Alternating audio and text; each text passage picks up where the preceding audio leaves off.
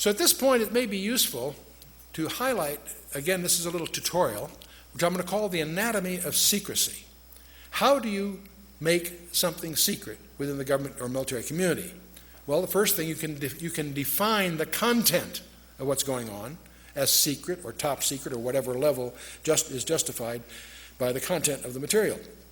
If there's a contract, the content of the work can be classified secret, top secret, what have you. But let's assume you're really serious about making this especially secure. The other thing you can do is called compartmentalization. You can compartmentalize the project. And how do you do that? You make the existence of the contract classified. And these are usually in the intelligence community, and that's why they go by a nickname. They're called black programs from the intelligence side. These are great contracts to get because your competitors don't know they exist. So they're sole source, and they're considered attractive contracts. I have served as chairman of the board of 4 different publicly traded defense contractors. And several of these were companies that had their primary commitments in deeply classified work and obviously included compartmentalized programs. But I have to tell you, I was startled. I spent 30 years in the strategic community, both in the Department of Defense community directly and also, as I say, on boards of publicly traded defense contractors. And I have to tell you, it was late in that 30-year career that I discovered, much to my amazement, there is another level of security, and that's where you make the existence of the customer classified. And I was in one of those projects, and it was a very, very strange meeting. We had our little company that was publicly traded, but not a large company, was competing for a particular procurement, and the head of that particular division asked me, as chairman of the board and controlling shareholder, and so on, to be present at the meeting, along with our banker. The vice president of First Interstate Bank was there, and as we in this conference room, 3 guys come in with business cards and give us their business cards, High Technology Research Associates or something like that. But quickly explain that that's just a cover, and we're not surprised. That's what's known as a cutout, a shell corporation that they're using for certain purposes. And they explained to us that we're down to 2 companies. Ours, which is a smaller company, and another large company. One of the 2 companies is going to get, this is like on a Wednesday or Thursday, on Monday, one of these companies will be phoned and get the contract. And we're in the running. Okay, that's exciting.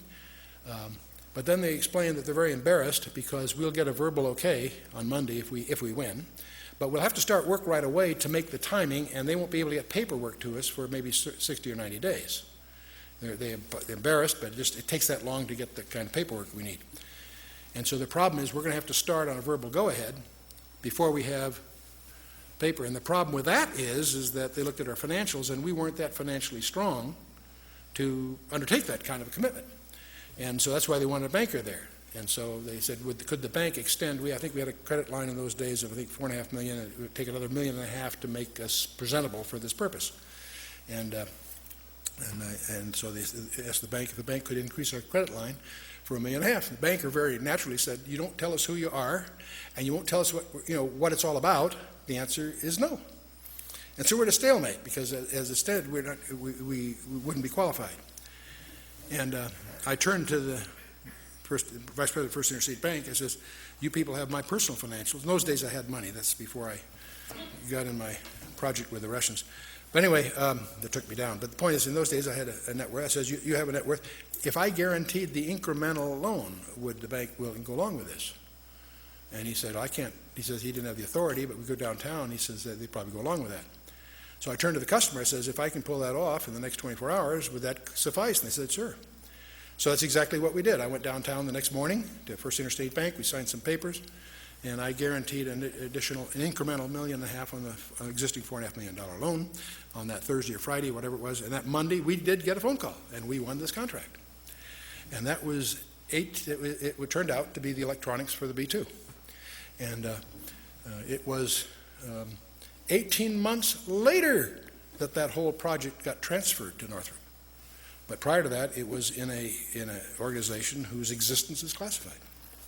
And so it startled me to discover that there's a whole procedure. There are cost recovery procedures, there are courts, there's all the necessary infrastructure to make this all work is in place, and it's all highly classified to protect even the existence of the customer.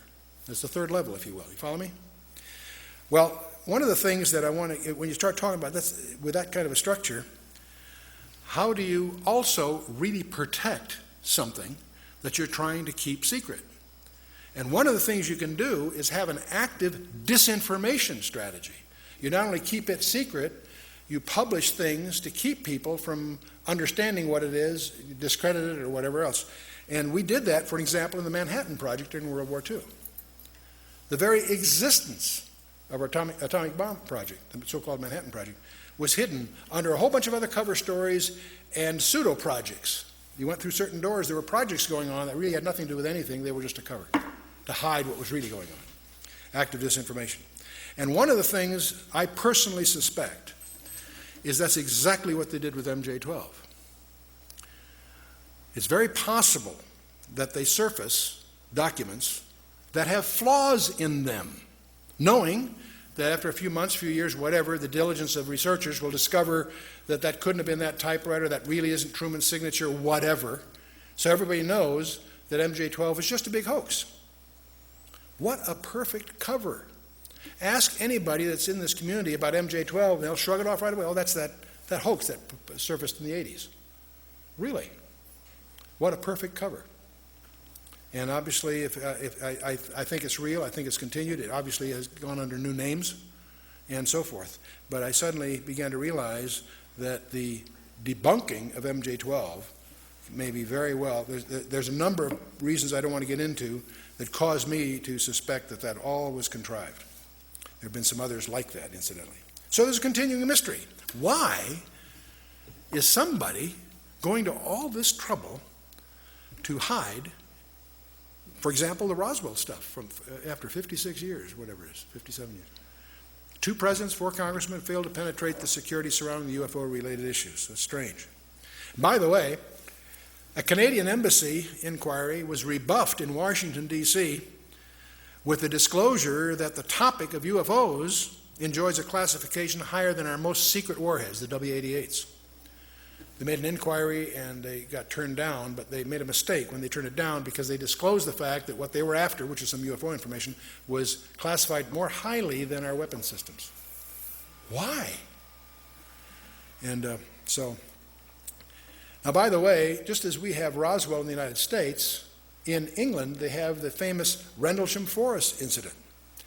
And this is kind of interesting. On December 26th and 27th, the day after and then the next day of Christmas, in 1980, there's a forest that's right next to a U.S. air base and a Royal Air Base at Woodbridge in Suffolk, England. And in that forest, twice, 2 evenings in a row, a UFO landed. And it was seen 2 nights in succession. It was tracked on radar by many of the military sites around there. Many people were involved. They rolled out what they call light-alls. That's like a car-drawn trailer that has bright lights for various outdoor projects. They had that all set up when they landed. It was apparently scheduled somehow. And this was reported by Deputy Base Commander Lieutenant Colonel Charles Halt in a memo that was classified on both sides of the Atlantic.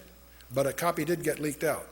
And so just as we have our Roswell mystery, in England they talk a lot about Rendlesham Forest. What really happened there? There are lots of people involved, military, enlisted and others. So out of that have come all kinds of stories.